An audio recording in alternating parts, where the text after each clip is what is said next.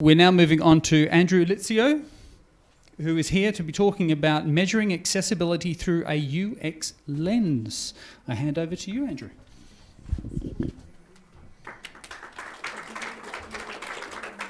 Thank you. My wife says that I'm the dumbest smart person that she knows. She's wrong. I'm not smart at all. And I say that because what our company has designed is a new way of measuring accessibility. And we're still testing it at the moment, but if we get it wrong, I'll just blame it on my dumbness. But what we've tried to do is we tried to look at measuring accessibility through another way. And the reason is that the applications that we're writing at the moment, they are business applications and they're incredibly complex. But we're finding that our design process is all about the micro animations. Okay, so it's the small page flips. It's all of the little hints that go on. And it's heavy in animation. So how we use labels and captions and so on like that, all of that goes out the window. So this is what we're trialing at the moment. So very happy for your feedback. The driver basically is that everything's pretty much going to WCAG. So,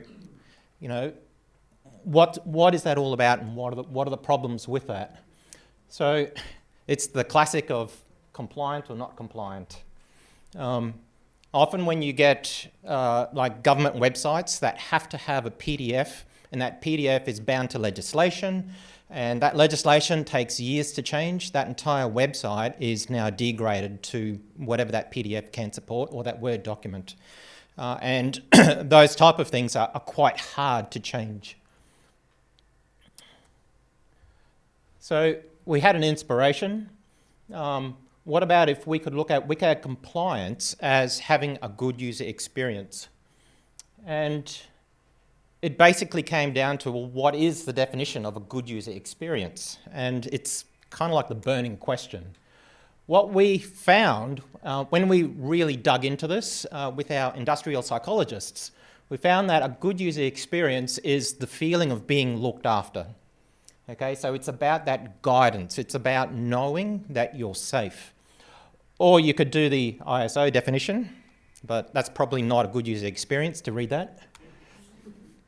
So as an example, let's just say that you need to get to a village on the other side of a forest. Government websites are often about, well, read everything, okay, and then you can enter the forest. So after about 3 weeks, which is not in the afternoon, okay, and often they have, was this page useful?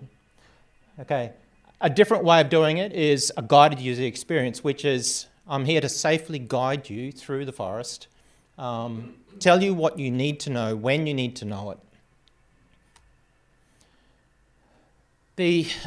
This is just an extra slide. A lot of people get UX and UI interchanged, especially when you're talking about design. So UI is all about the how and the what of the screens. The UX is about the why, so which screens need to be in and where. Okay, this is all about technology-based, that's all about relevance-based. Accessibility and UX, and this is really where we collided the two together. Okay, so is the website user impaired or otherwise having a good user experience? Okay, put another way, is the website relevant for this user? As an example, if you've got a really long web page, but it is AA compliant, is the user having a good user experience, especially if they're doing a screen reader? Okay, it's a nightmare. Or another one is a really complex or deep sitemap. That navigation process, especially when you have a person with an impairment, is also not a very good user experience. When you start looking at UX, there are really core, there's 4 key factors which are globally accepted. And you can see that one of them is accessibility. So with these mature frameworks for user experience, this was one of the hypotheses that we said, can we use some of this? And it turned out that we could. So with the mature frameworks, you can see they start getting quite complicated and quite deep. And also, I think there was a comment before, if you've got a really complex way of looking at something, it's probably not going to be adopted, or it's going to be adopted in a different way.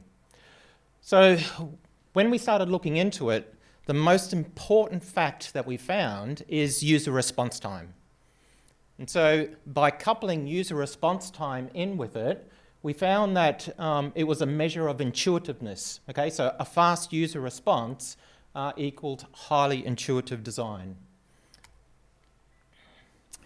Now, when you're starting to look at user response times, there's all sorts of tools that you can use to capture it in real time, which means that you don't have to have users in a lab. In fact, it's really important for this technique to be used across the board by all of the user types. Now, one of the things that we need to do is we needed a way of separating or identifying which are the users with impairments and which are the users without impairments. And by digging deep into percentiles, I'm a mathematician, so I'm allowed to, we found that percentiles coupled with response times gave us a reasonably accurate tool for breaking out the response times identified by people with impairments and others. Now, an impairment doesn't necessarily have to be one of the eyes. Okay, it can also be that you're old, or you're elderly, or that you're not a technology native. So the next thing that we need to do is to work out where we break that percentile off. And we started with the typical 80-20 rule, and believe it or not, we actually found it hard to move away from that. So the formula that we used for this particular example is listed there at the top. So if you want to take a photo of it, you're welcome. But it was to do with an Australian government website that after 1 month, we found that the 80 percentile group of users averaged 49.9 seconds, and the remaining 20 outlying averaged 126.2 seconds per page. So then, if we just simply divide those two together, we now have a mechanism and a formula for measuring the percentage of accessibility for either a web page, a web process, basically anything, an entire website if you wanted. And it can be done as granular or cross-organisation or even internationally. And it's all to do with being completely independent. So basically what this example is saying is that if people without impairments take 50 seconds, where others are taking 120 seconds, okay, then the closer you can bring those two together, even if it is a really bad website, it means that the people suffering impairments are taking no longer than the people without impairments. And that was the key for us. So when you have a result of 100%, it means that it is fully accessible. And it now gives us a grading for measuring accessibility, as opposed to compliant or not compliant. So where can you use this? Well, you can use it in A/B testing. You can use it as aspirational things. You can create a web page or a website with your designated AA compliance, okay? And that then is your base. From that, you can now use these formulas or this formula to do your calculation and to find your ratio. That's it.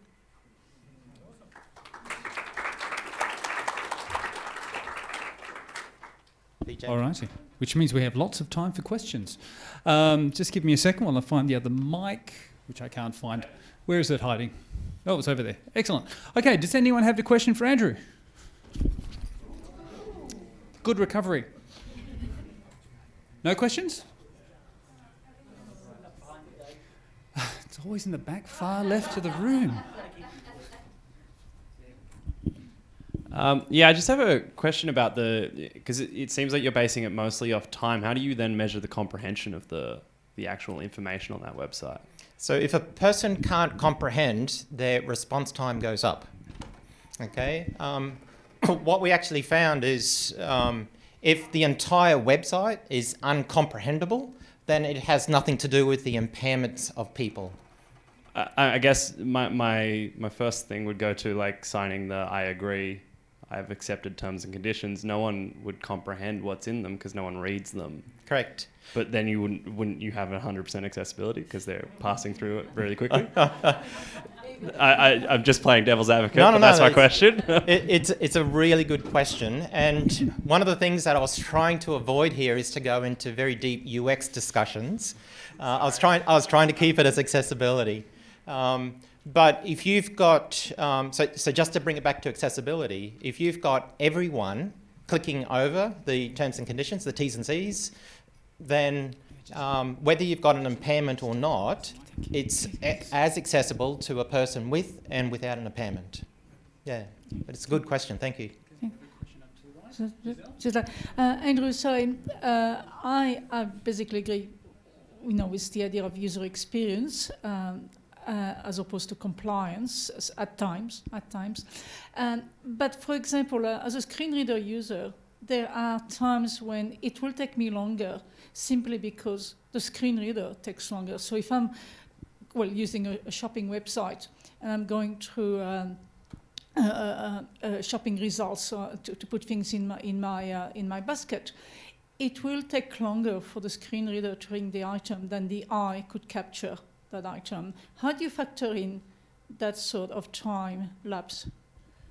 Another good question, thank you. So again, the formula is basically to say if there is no extra time taken by a person with an impairment, then you have a 100% accessible website. Okay, so where you've got screen readers, okay, that is when you have to bring in extra technology. It's not about converting what you see into something that you hear. It is about being more relevant to the person. So for that particular case, especially for our application, because it is so rich with information, we had to use artificial intelligence to determine relevancy for that particular user. And that was the only way how we could collapse all of that information down into, I'll tell you what you need to know when you need to know it. So the idea of the screen readers was all about just give me everything on the screen and then I'll, and then you can decide what you would like to answer. Does that help at all?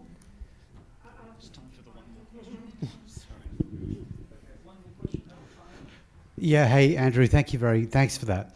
So you have a situation where you have a reader with dyslexia, or perhaps a type of cognitive impairment that is going to make it more challenging, presumably, to understand something.